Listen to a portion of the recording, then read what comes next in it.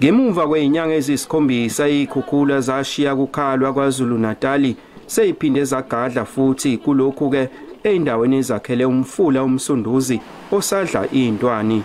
Ugcwele wachithekela emzini yabantu abakhele lo mfula. Akukho umuntu okubika ukuthi uthathwe amanzi. Unkosazana Yonela Amabhayo oneminyaka engu-26 uthi basale nezingubo bebegqokile kuphela kuhlasela ivula enamandla. Waqale sazama ukuphuma sithi sigabela phezukwendlu kwangavuma ukuthi sigibele phezukwendlu because ifastela leya litshekile sicinga ukuthi xa sigibela phezukwendlu kuzoba nzima kwehla. So sazama ukuphuma siye komakhelwane.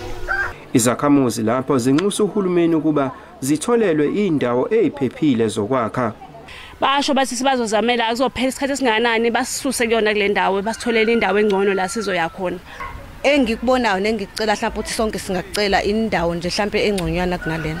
Uhulumeni uthembise ngokuhlinzeka ngosizo kulabo abakhahlanyezwe ezimfula.